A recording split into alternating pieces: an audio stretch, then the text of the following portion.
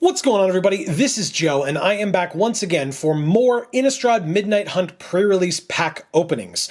I have done 4 of these, although they were all in the same video, so if you missed that one and you do want to see more pre-release packs get opened before we open more of these, definitely go ahead and click in the top corner right there when it pops out for you. And you can go check out that video. We got some sweet stuff in those. And I hope that if you have already seen it, that you enjoyed that video, because I know I definitely did. I am probably the person that has opened more pre-release packs than anyone else here on YouTube. And I am not planning on stopping anytime soon.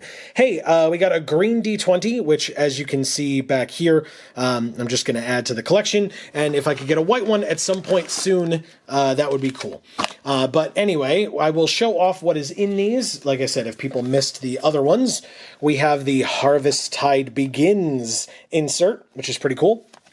It's got like the effigy that they're burning here. The Return of an Ancient Tradition. It's got the Avacyn symbol, and whatever this is, I assume it's like the new symbol of the Cathars or something. I could be very wrong, but hopefully we will find that out maybe in the stories coming up soon or whatever. There is a code for MTG Arena, which will be given away at some random point in this video, so definitely stay tuned to that. There is the insert that comes in the kit so that you can separate your sideboard from your main deck, etc. Or whatever else you may happen to choose to put in this deck, or deck box, I should say. And so that is cool. We will leave that on the side as well. And then we have the packs, which we will leave on the side, and we will go through one by one. But first, there's this little package here that has our promo foil in it, but as we learned, and as many people were somewhat surprised about at the events, they were like, ooh, there's more stuff in here. There's really not. Like, it's whatever. There is the Day-Night card, which is gorgeous, by the way. I mean, that night art is incredible. I like the night art more than the day, but the day art is also very good. And then there are some of the stand-in cards if you are playing one of the double-faced or flip cards. And they give you 3 of those automatically, just so that if you come to a pre-release without sleeves, you can still play in the event, even though you might want to put some flip cards in your deck. And then, as always, you know, for things like this, obviously this event has passed, but for things like this, I mean, the next Innistrad set is still coming out, Crimson Vow. Don't ever hesitate to ask the table around you, because if people are using sleeves that they don't need these cards for, they might be willing to just give these to you so that you can use them if you do not have sleeves. And in that package as well was our promo foil rare, which was a Storm the Festival. Let's see if I can get, I might have to change my lighting rig a little bit here without ruining everything. See if I can get it. I want you to be able to see the foiling pattern. As we kind of talked about in that other video, these cards are very dark, and so the foiling pattern is not great. And this card is kind of an example of that, unfortunately. I'm trying to get like you to see the shine without glare all over it, and it's not great. This is a little bit dark. It doesn't shine very well, which is unfortunate because, you know, this is an interesting card. I don't know that I love it, but it's fine. We will set Storm the Festival aside. I don't think that is going to necessarily color what kind of a deck I am going to, or I would look to make with this kind of a kit, because that's also something that I like to do with these openings, if you're unfamiliar, is try to see what kind of colors I would play out of these. Here is a Jack-o'-lantern to start. Consider Morkrut Behemoth, Path to the Festival, Flare of Faith, Mounted Dread Knight, Candlegrove Witch, a Stolen Vitality, and then a Bait Hook Angler, which is a flip card, and its other side is, and once you've disturbed it, it disturbs into Hook Haunt Drifter. Very interesting. This card's like fine. I don't hate it. I don't love it. Behind it, our uncommons. Nope, this is not an uncommon. This is still a common. Is Ritual Guardian. Interesting. There's the uncommons. We have Flesh Taker. This one's very cool. I like this card. I don't love the art. It's very unsettling, but it works for the spooky theme. We have the Ambitious Farmhand as our second uncommon and our flip uncommon, which is interesting. So we only got 2 uncommons in this pack? That's weird. Why? Because I just saw that the card behind it is the rare. That's really weird. Anyway, hey, a Seasoned Cathar, I suppose. This is an interesting card, right, that flips into this. But the thing that frustrates me is now our rare, after only 2 uncommons, is a Bloodline Culling. Now, this is a great card, don't get me wrong. It's just kind of frustrating that it has to come as after only 2 uncommons. There does seem to be more cards in here, so let's see what we have. We have a Swamp, as we knew. We have a foil uncommon, which that is not how foiling typically works. Usually a foil replaces a common, not the version of the rarity that it is. But anyway, we have a foil Voldaren Ambusher, which again, the foiling pattern on this is kind of bad. You have like those 2 spots in the background, and that's really it. It's like kind of a bad foil. And a Vampire Token with Trample, Lifelink, and Haste, and a stand-in card for a double face card. What? Okay. Interesting. Yeah, there's like 2 tokens and 1 uncommon missing. Very strange. Because the stand-in cards usually take up the slot of the token, if I recall correctly. But they also gave us this vampire token, which is very odd. Just very, very odd. Let me know in the comments if you've seen that before, or if that makes sense to you, because it sure doesn't to me. Anyway, regardless, we have a Falcon Wrath Perforator as our first card in our second pack, Secrets of the Key, Bat Whisperer, Plummet, Evolving Wilds, gorgeous art on this Evolving Wilds, Eccentric Farmer, so interesting, another Ritual Guardian, a Famished Foragers. We're getting some interesting red vampire cards, that's for sure. A Tireless Hauler is our common flip card, which flips into a Dire Strain Brawler. We notably again have another common behind it in Moonrager Slash. I believe the other 4 kits that we opened, you had the flip card immediately followed by your uncommons, but okay. I mean, this is a good red card too, so I'll definitely keep my eye on our red.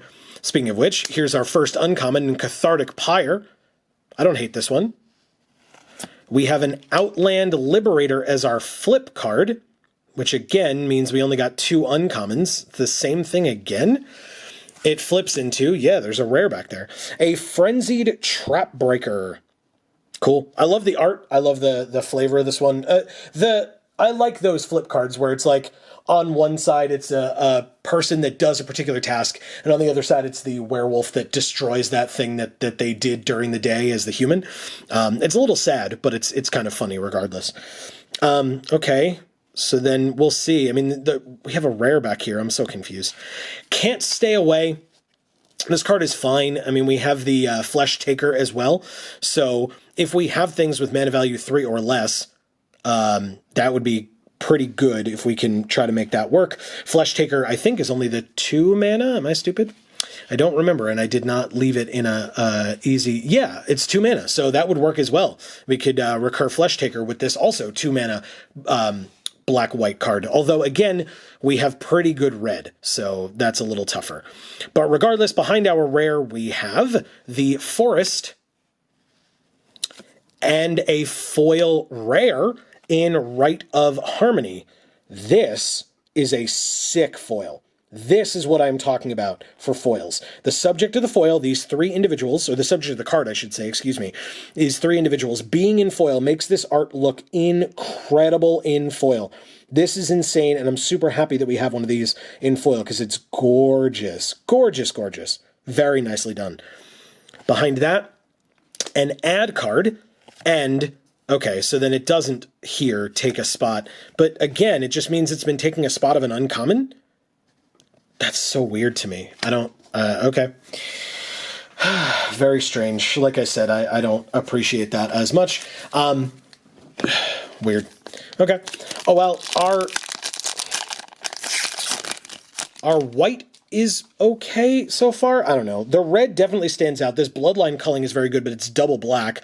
And we have Flesh Taker and Can't Stay Away in white black. So interesting. But this Rite of Harmony is also Yeah. Oh, this turn? Okay, I don't love Rite of Harmony. Never mind. Excuse me. It's just nice that we got a foil rare, and it looks really cool.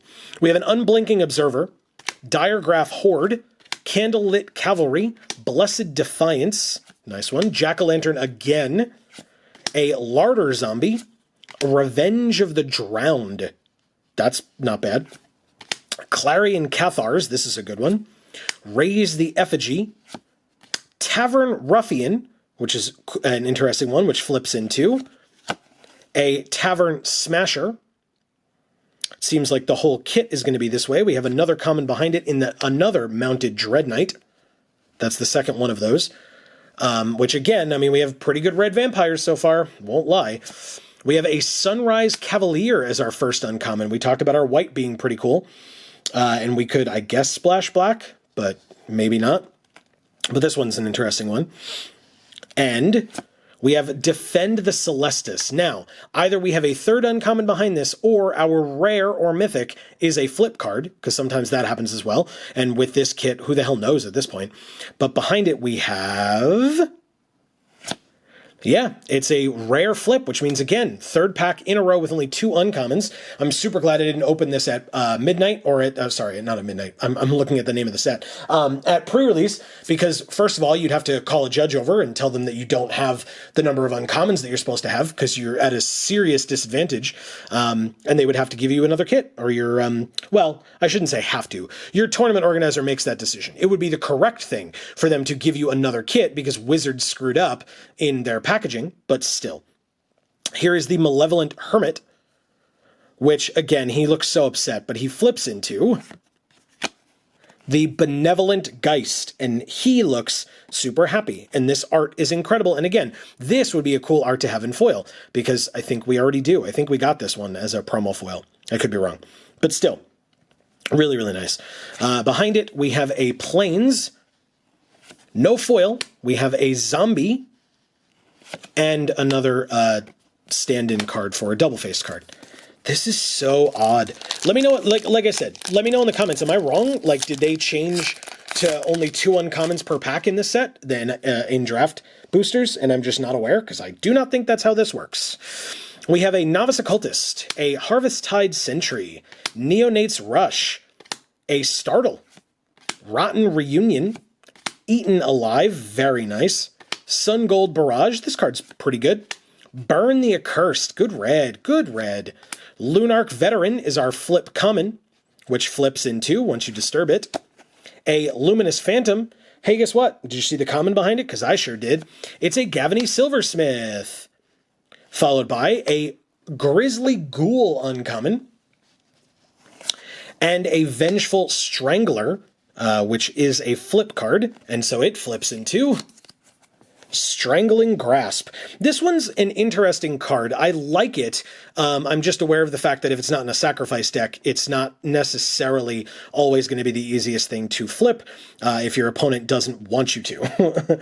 But yeah, it's a pretty good one. So next, our rare is a Wake to Slaughter. So again, black and red, not bad at all. Interesting.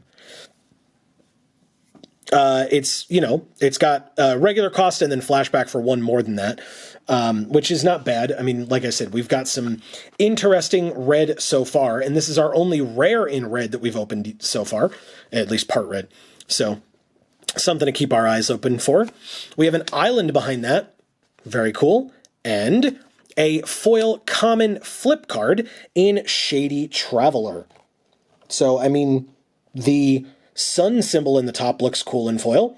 The rest of the card might as well not be. At least the art might as well not be in foil. It's very bad. It's just so bad. Behind it, or it flips into, I should say, excuse me, the Stalking Predator, which looks a lot better in foil. Look at that moon. The background, much better on this side. Okay. Behind that, a Beast token. Very cool. And another stand-in card. Okay. Hey, if you're enjoying this weird box opening, thank you so much for being here with us. We always appreciate you all watching, enjoying, etc. This is a small way of us saying thank you. And hey, once I have revealed this, if you do not get it, first of all, if you do get it, please feel free to leave that in the comments so that your fellow viewers will know and so that we will know. We can congratulate you. Please don't forget, only one code per account on MTG Arena can be used from an Innistrad Midnight Hunt pre-release pack. So if you've already used one, this one will not work for you, whether someone else has tried it again or already or not. And hey, if you missed this one and you tried it and it didn't work, please do not hesitate to subscribe and ring that bell so that you will get a notification as soon as these videos come out in the coming weeks, so that you will be one of the first ones here, so that you make sure that you do not miss the codes in the future. Thank you all sincerely so very much for watching. We have a Bramble Armor, a Pax Betrayal. God, that's so sad. Story Spotlight card. Shipwreck Sifters. This one's so interesting with all the hands. A Duress. This art for Duress is really cool. I don't know that I've talked about this yet. Like, Duress is like a whatever card for limited, but this art is incredible. I love it. Timberland Guide. Interesting reprint. Silver Bolt. I had this used to pretty good effect against me. I've never used it myself. Hobbling Zombie. Not bad at all. Unruly Mob, very good in the sacrifice decks. A Brimstone Vandal. This one's not bad. It deals 1 damage to each opponent whenever day becomes night or night becomes day. So if your opponent is doing a lot of day-night shenanigans, this is pretty good for you, especially if we are trying to do the vampire, like whenever your opponent loses life kind of a deck, because this just does that for you at the beginning of your turn if they have allowed it to become day or night or whatever. Harvesttide Infiltrator is our common flip card. Trample and Daybound. I don't love this one. And it flips into a Harvesttide Assailant. Okay, so now we see that it is, in fact, a problem. Because we just opened this Unruly Mob 2 cards ago, right? Unruly Mob. So yeah, this would be something that you would have to go and speak to your tournament organizer about, because this is unacceptable. That's messed up. They're putting an extra common in where an uncommon is supposed to be, and now it's even a duplicate. I mean, sure, Unruly Mob is pretty good, but I bet an uncommon in this same color would probably have been better. So yeah, that's a little frustrating, but again, thankfully I'm not trying to play with this one, although then instead of me taking it home, opening it and finding out that it's messed up and having to live with it, I would have at least been able to get a replacement. Again, this is not my game store or my local game store's fault. That's Wizards of the Coast's fault. So that would be something that the game store would then possibly have to contact Wizards and let them know about it, or maybe they just have to eat that cost. I'm unclear on how that works, but regardless, this is very frustrating for me. Behind the Unruly Mob is a Root Coil Creeper, which is an incredible card. Not necessarily for what we've opened so far, for us to be able to make a deck out of, but still very, very good.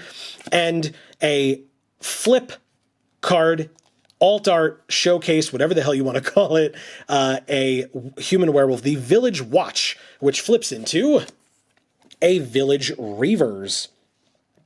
Okay, I mean, hey, wolves and werewolves we control have haste, and it is daybound, nightbound. I mean, the vampires that we have been pretty good, and this cares about wolves and werewolves as well.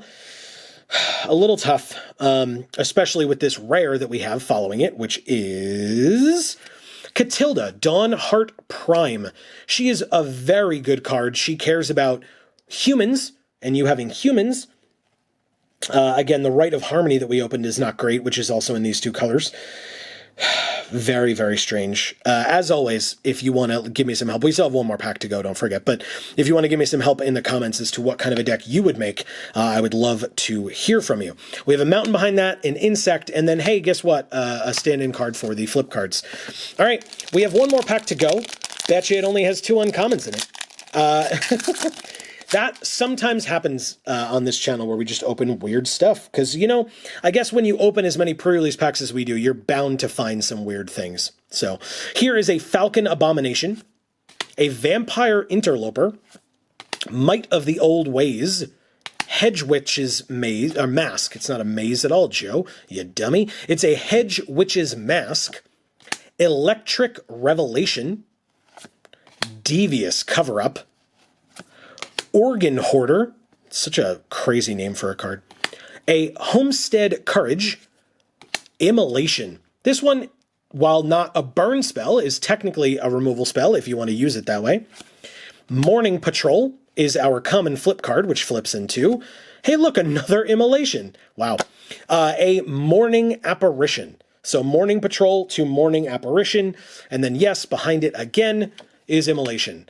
If I missed that they were duplicate commons in the other packs, please let me know, because I didn't notice, but maybe I wasn't paying that close attention. But yes, another Immolation in this pack, which means our rare or mythic is a Dawnheart Wardens. So after the Catilda Dawnheart Prime, the Rite of Harmony, and the Dawnheart Wardens... Wait. Oh, right. This is our... why did I say rare or mythic? I'm so stupid. Anyway, hey, sorry. This is our first uncommon. But hey, it's in these two colors, which we just opened. Catilda. Now we have the Dawnheart Wardens. That's a pretty good one. And our flip card as an uncommon is Delver of Secrets, which flips into an Insectile Aberration. Again, this is another one that's not great for limited, unless you're going like crazy instants and sorceries. And even then, it's kind of tough to get going. This is much more a constructed all-star. But still, it is here, which means our rare or mythic, after two uncommons, is a Curse of Shaken Faith. This is fine. It's 2 mana, so maybe they're just, like, not going to cast more than one spell a turn, I suppose. Or if they do, they're okay with taking 2 damage. Like, if you have anything better, you probably should put that in, I guess, even with all of our good red. And I'll keep an eye open for that, or I would have kept an eye open for that when making this deck. But otherwise, this card is fine, I suppose. And then behind the Curse, we have a Plains and a Day-Night token and a double-faced stand-in card, which means, I mean, I guess we'll show this pack foil Rite of Harmony, I suppose. I can zoom in on that. You can kind of see the foiling on it. That's the best I've got for you, because I just don't know what else. This kit was very odd, even besides the weirdness with the uncommons and etc. There was not a lot of great stuff opened, in my opinion, and also the power level was just very down, I think. So hey, let me know your thoughts in the comments down below. What deck would you make out of this? I mean, again, we wouldn't have to, right? This would get turned in because you would be at a distinct disadvantage, because everybody else who you would be playing against would have access to 6 more uncommons in their pool than you did. And 6 less commons. So just be aware of that. But hey, if you want to try to, make it hard mode and say what kind of a deck you would make. Like I said, I think our red seemed pretty great. We had some interesting gold cards like Wake to Slaughter, the Catilda Dawnheart Prime, Can't Stay Away. I'm really not sure. I would lean into the red and then just kind of be salty about this kit in general. It's very annoying. So yeah, any and all thoughts that you might have down in the comments below, we would really appreciate it. Hey, don't forget, if you look in the description down below, we have other channels, and the links to those channels you could find and check those out for yourselves. Don't forget to sub and ring the bell there as well. We have Video Games for All and Gluten Free for All. Video Games for All has 3 videos a week that come out. So if you're interested in Pokemon content or Legend of Zelda Ocarina of Time, we have been putting up a lot of those, as well as a newer indie game named Glitched, which you should definitely check out as well. Thank you all so very much for tuning in. Please don't forget, we will be live tonight, the day that this video comes out, 8 to 10 p.m. Eastern Time, right here on this channel, playing MTG Arena, where we will be continuing our Vampires draft, interestingly, from last week, and continuing to do more drafts after that. So definitely stay tuned for that, and then we will be live on Friday, 8 to 10 p.m. Eastern, for more video games, so stay tuned for that. But for now, from us here at the Geek for All family of channels, I have been Joe, and as we always say, in whichever video of ours you watch next, we will see you all next time. Thanks, everybody!